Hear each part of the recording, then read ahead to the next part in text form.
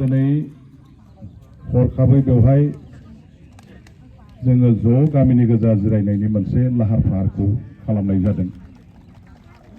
साननै सिगां गामिनि गावबुरा बिथाङा आंनि न'आव थांनानै दिनैनि जुथुमनाय मिटिंनि बागै बिथाङा सावरायहैदों आरो दिनैनि नैबे समखौनो थि खालामनानै लानाय जादों।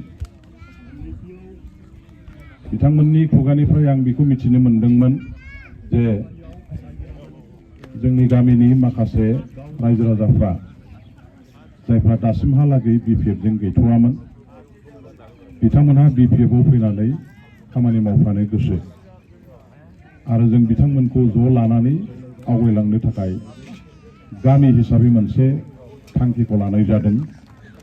जाय बिथांमोनहा फैगोन जों बिथांमोनखौनो ओइदिनखालि बरायनानै बे मेलखौ खुंनो थाखाय थिम थाम खालामनो गोसो जादों। बेयाव नोंथांखौ दसेब्लाबो नांगौ होननायलाय आं दिनैनि समखौ बिथांमोन बुंनाय लेखा बेवहाय मिटिंखौनो लानाय जाबाय। आं मोजांबो मोनबाय। गामिनि गोबां जोंनि बिदा फंबाय बिब' बिनानाव सानफ्रोमबो मोखां नुलायग्रा गामि दरसेनि आइ आफा रायजो राजाफोरखौ खौसे बेवहाय मोखां नुलायनानै लोगो मोनलायनानै आरो जयैनो उननि बेलायाव राजनितिनि फोथारावबो थानानै खामानि मावनायनि जे मोनसे जोंनि आइ आफाफोरनिफ्राय ओंखारदों बेफोर बाथ्राखौ साननानै गोसोआव मोजां मोनदों। मोजां मोनसे आगान सुरनाय, मोजां मोनसे लामाखौ बोजबनाय आरो नोंथांमोननि गेबें साननाय बेखौ नुनानै आंहा गोसोआव थोजासे गोजोननाय मोनदों। गावनि आंगो गामिनि रायजोफोरखौ गोसो गोरबोजों बेसेबां अनो, बेसेबां मोजां मोनो, गामिखौ बेसेबां मोजां मोनो, बेसेबां अनो, बेखौ आङो दिनै नोंथांमोननो हयथ'बा बुंफ्रुनानै बुंनांगौनि हयथ' आं सानाखै। बे आंनि गोसो गोरबोआव दं। गामिनि अबस्थाखौ बोरैहाय मोजां खालामनो हायो, गामिनि आइ आफाफोरनि साननाय हनायफोरखौ बोरै मोजां लामाथिं लांनो हायो, जोंनि गामिनि महर मुस्रिखौ बोरै गुस्लायहोनो हायो, बे साननाय सिन्ताधाराया आंनि गोसो गोरबोआव जेब्लाबो दंबाय थायो। सोरजोंबा सावरायनानै बेखौ बुंथिनानै लानायनि बाथ्रा नङा, सोरनिबा सिगाङाव फोरमायनायनि बाथ्रा नङा। आं बे गामियाव जोनोम मोनदों। बे गामिनि बाथ्रा खोथाखौ सिन्था खालामनाया दिनै आंनि बिबान।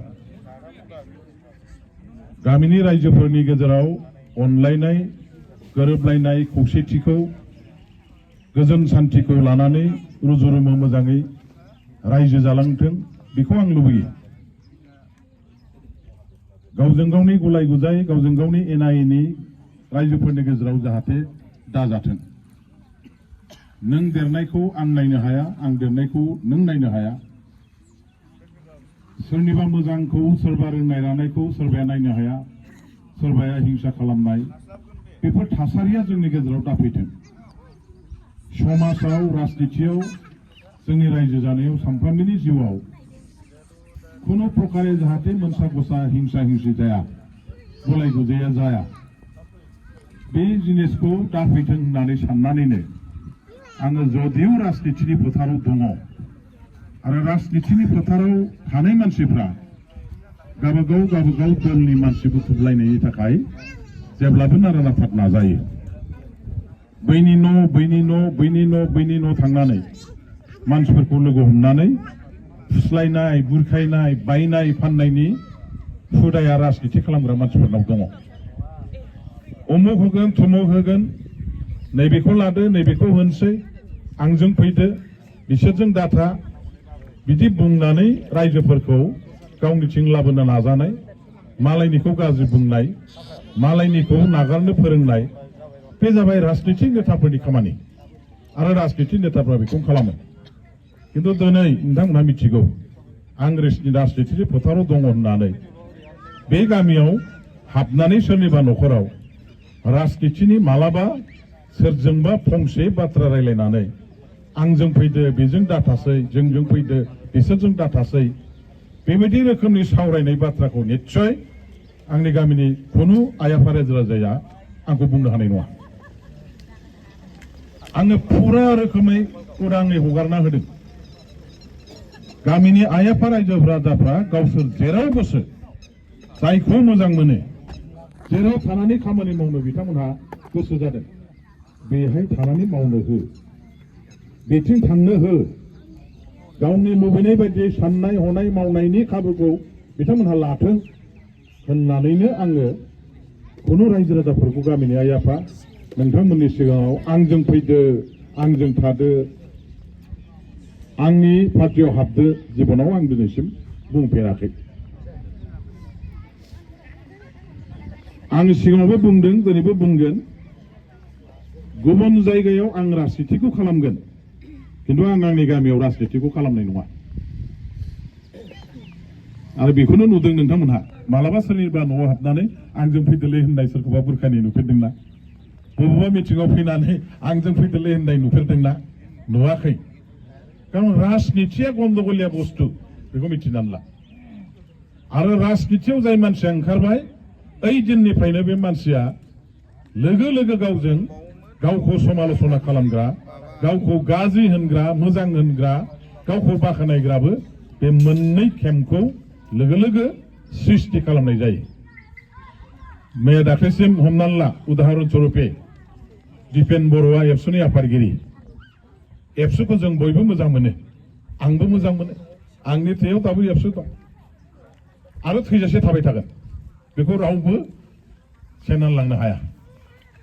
एबसुनि हेंथायै सोरबा बाथ्रा बुंबा आंबो बिराद दुखु मोनो। एबसुनि मावनाय दांनायनि सायाव समालोचना खालामबा आंबो दुखु मोनो। सोरबा एबसुनि नेताखौ सोंखारिनाय बखिनाय बे आलादा बाथ्रा, किन्तु संगठन हिसाबै जेब्ला एबसुखौ एस ए हल आक्रमण खालामनानै बाथ्रा बुङो आंनाव खर'आव नाङो। दा बेबायदि मोजां मोननाय अननाया आंहा फरायसा आफादाव दं आरो थाबाय थागोन। आं जेखि दलाव थाया दिनै बिपिएफ दं, बिपिएफआव दं, गाबोन कंग्रेसबो जानो हागौ आं, समफोर बिजेपिबो जानो हागौ आं, थामलिफोर सोरबा आङो बबेबा इउडिएफबो जानो हागौ आं। खोथाथे बाथ्राथे जेन'बा आं बुंबाय आरोखि। होमबाबो आं जेखि आफादाव थाया, जेखि दलाव थाया, जातिनि संगठन, हारिनि संगठन, माहारियारि आफाद, जे आफादा बर' जातिखौ पृथिबियाव गायसनदों, पृथिबिनि मानसिफोरजों सिनायजानाय खालामदों, पृथिबिनि मानसिफोरखौ सिगिग्लुंनो हादों, मुलुगनि देरसिन सोमावसारनायखौ जे आफादा खालामनो हादों बर' जाति दानायनि नामाव, बे आफादखौ आङो जेरावखि थाया अरायबो खर' गंग्लायै मानिनानै सोलिलांगोन। आफाद हिसाबै बिनि आफादनि दैदेनगिरिया सोर बेजों खोथा गैया, जुदि गाज्रिबा आं बेखौ समालोचना खालामगोन। आफादा जि मोजां बे आफादखौ दैदेनगिरिया गाज्रि जानायनि थाखाय आफादा दिनै बदनाम मोनदों। बे आफादगिरिखौ बे सोरबा व्यक्तिखौ आं सोंखारिनाया आलादा जागोन। दा आफाद हिसाबै सोंखारिनाय गैया। दा दिनै बे आफादनि आफादगिरि दिपेन बर'आ एबसुआव थानाय समाव बयजोंबो मानिजानायमोन। प्रमद बर'आ एबसुआव थानाय समाव बयजोंबो मानिजानायमोन। आन्दलनकारि बर' जातिनि नेता प्रमदनि लेक्सार खोनासंनो बोजों बोजोंनि मानसिफ्रा थाङोमोन, मिटिङाव बारसोमहैयोमोन। रेल लामा, राजा लामा, आन्दलन जेरावबो मानसिफ्रा बारसोमहैयोमोन। राजनितियाव फैबाय दिनै बिसोर, दिपेनाबो दिनै फैबाय। मैया इसोर बायदि मानिजानाय मानसिया राजनितियाव आगान होनाय लोगो लोगो सेकेन्डआवनो बे गन्दगलिया मानसि जागोन बियो। राजनितियाव नोंखौ बाख्नायग्राबो, नोंखौ सोंखारिग्राबो, नोंखौ फुजिग्राबो, नोंखौ नेवसिग्राबो, बिबार माला गानहोग्राबो, जुथानि माला गानहोग्राबो थागोन। राजनितिया ओरैबायदि गन्दगलिया जिनिस, ओरैबायदि गुलाय गुजाय जिनिस, जेजों समाजा नस्थ'बो जानो हागौ, मोजांबो जानो हागौ, मानसिफोरखौ मोजांबो खालामनो हागौ, गाज्रिबो खालामनो हागौ। राजनितिजों जौगाखांहोनोबो हागौ, राजनितिजों दाबायनानै दोननोबो हागौ। बिराद गाज्रि जिनिस बे राजनितिया।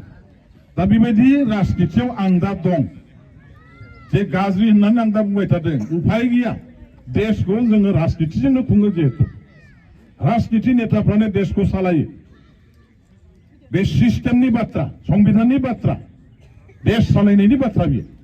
बे हिसाबै उफाय गैया नों गाज्रिबाबो मोजांबाबो लासै लासै बेयाव थानानै मानसिफ्रा खामानि मावनांगोन नों भट होनांगोन बे भट होनायाबो राजनिति नों फोथाराव थांनानै लेक्सार होआखै जानो हागौ सानफ्रोमबो नोङो खामानि मावाखै जानो हागौ राजनितियाव थाफानानै नोंथ' भटथ' हैनो थांथारो भारतीय नागरिक हिसाबै भट होनायनि अधिकारा जोंहा साफ्रोमबो बिब' बिनानाव बिदा फंबायफ्रा दं हिसाबै नों भटथ' होनो थाङो भट सेन्टाराव होनायाबो मोनसे राजनिति बे राजनितिनि फोथारनिफ्राय रावबो खारनानै गवा बेवहाय नों बयबो सिद्दायै नङाबा खेंसालियायै सोरबाया सानफ्रोमबो सोरबाया एखम्बा एखम्बा बेबायदि नोङो राजनितिनि खामानियाव जों बयबो लोब्बा जाफानानै दङ गलाय गुजाय गाज्रि गेसाव गोफोन गन्दगलिया होननानै मिथिसेयावबो जों राजनितिखौ खालामनो गोनां जायो दा बेखायनो आङो मा होनदों जे बे गामियाव सुगै सान्थियै रायजो जानाय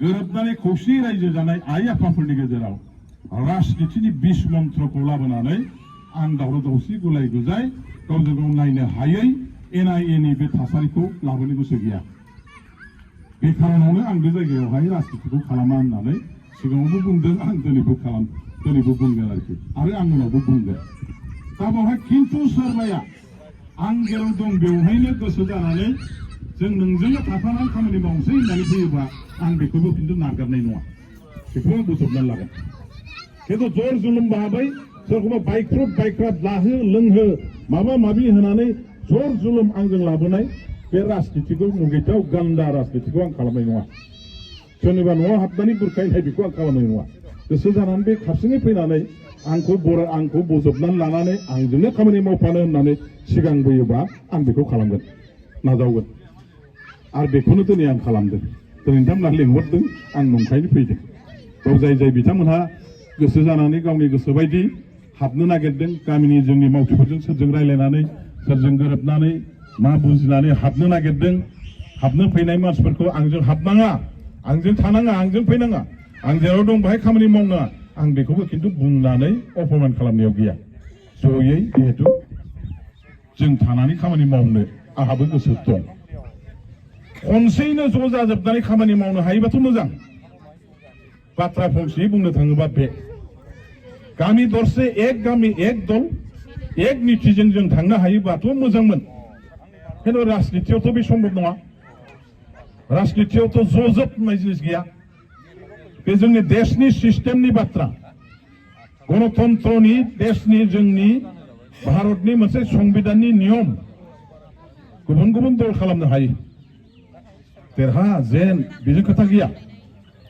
जायखौ मोजां मोनदों जेराव मोजां मोनदों बेयाव थानानै खामानि मावनो हायो बे हिसाबै दिनै हाजार आं होना मानो सोरबाया होना मानो जों मोनसे दलाव ज' थानानै खामानि मावनांगौ बे माब्लाबाबो जानाय नङा जाया डेम'क्रेटिक कालचार होननानै बेखौ जों जेराव बुङो पलिटिक्स इन्डियान पलिटिक्सआव डेम'क्रेटिक पलिटिकेल जे माने मोनसे कालचार बे जाहैबाय गुबुन गुबुन दलाव थानानै खामानि मावनो हानायनि मोनसे राजनितियारि हारिमु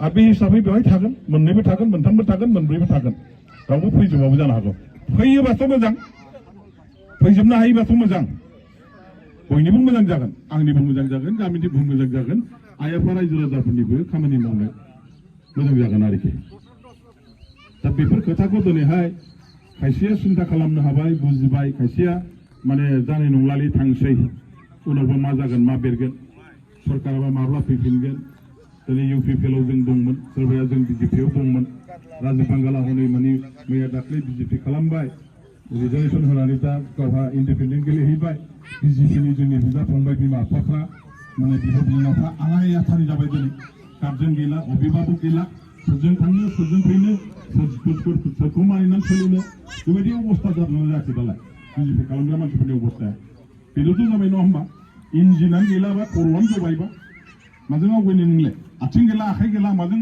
मा मावनो हाबाव नोंलाय जेबो गैला लामा ससेयाव गोदाव सोराव आलाय आथानि जानाय बायदि जाबाय जेन'बा बाथ्राखौ बुंनो थाङोबा बिदि खोनायोना खोनाया खोनायो नङा होमबा खारन बे जायगायाव बिजेपिनि नेताया जोंहा राजीब बांगालानोमोन दा राजीब बांगालानो जुदि बिजेपिआव गैलाबा बै लान्जाय फान्जायाव थानाय लान्जु फान्जुफ्रा मा खालामबावनो बेफोर खोथा फैना फैया फैयो नङा होमबा दा होमबा बिसोरो दिनैहाय शुद्ध लामाया बबे गेबें लामाया बबे जेराव थानानै खामानि मावोबा देश समाज न'खर गावनि गासैबोनि माबा मोनसे सिन्था खालामनायनि मोजां खरागखौ मोनगोन, मोजां आसनखौ मोनगोन आरो खामानि मावनायनि खाबुबो फैगोन।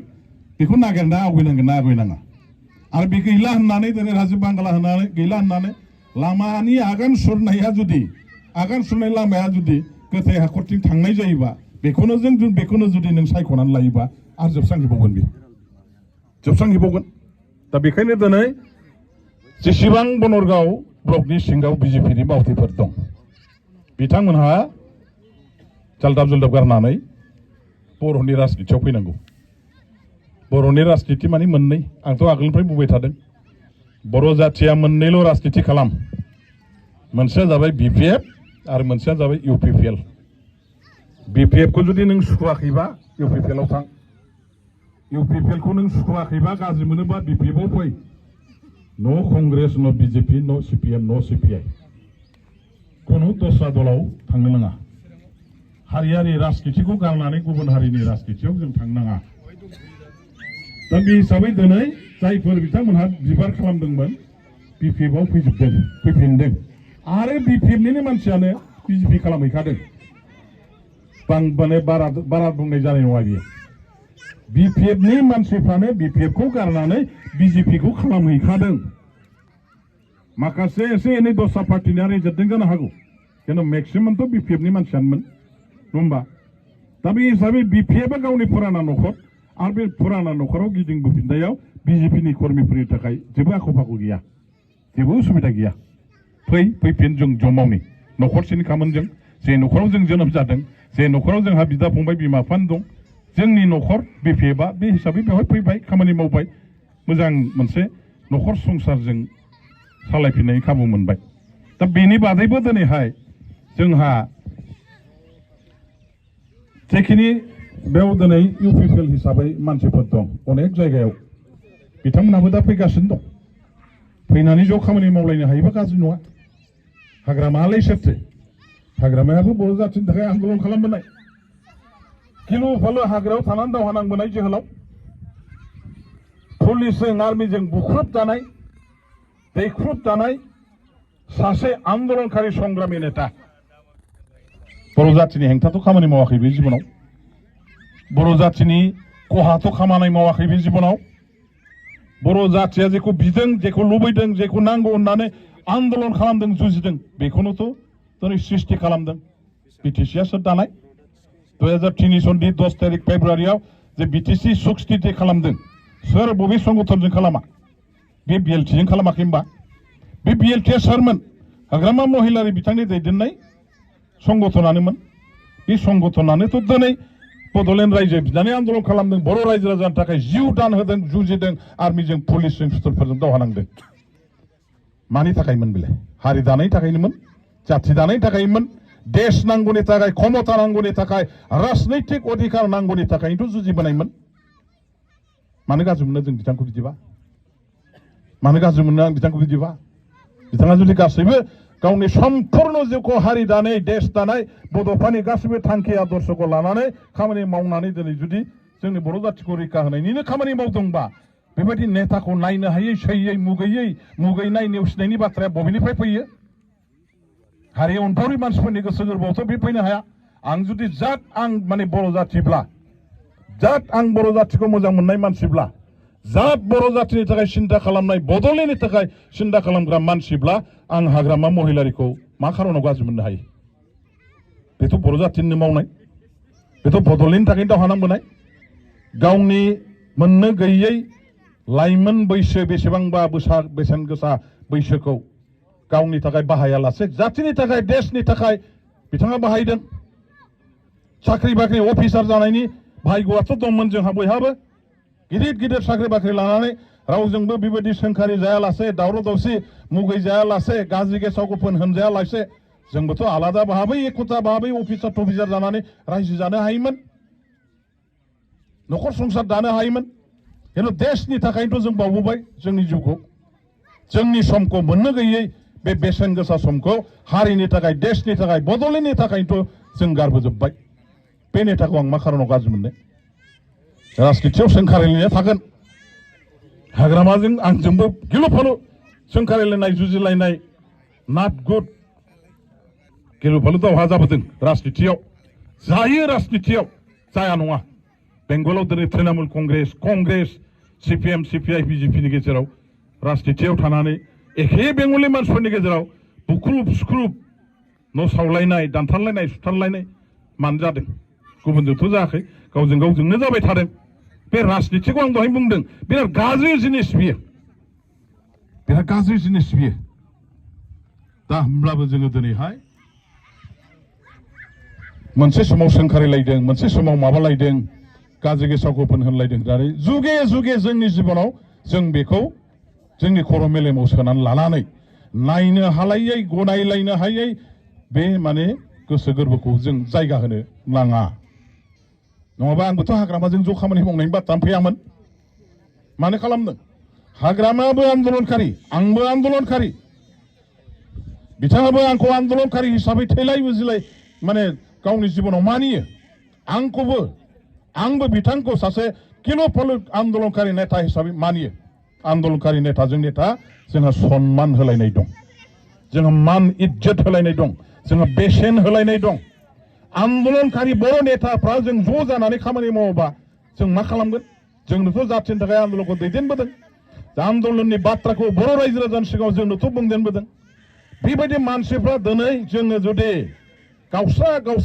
गावस्रि जानानै थेर बेथेर बर'फोरखौ जुदि माने लोरबां थोरबां खालामोबा बे आन्दलनखारि बे नेताफ्रानो दायनिगिरि नङा होमबा राजनितियाव थानानै बिसोरथ' नस्थ' खालामजोब्बाय जाथिखौ बेबायदि मोनसे बाथ्रा बुंजानाय जागोन ना जाया जागोन दा बेखायनो दिनै जोङो जेखि जाया माने जोङो राजनितियाव एफा एनै सोंखारिलायनाय बखिलायनाया दङबाबो मानसिफोरखौ नायनो हाथारै रोखोम मुगैनाय गनायनो हाथारै रोखोम नेवसिनाय खोनासंनो हाथारै रोखोम मुगैनाय बे जानो नाङा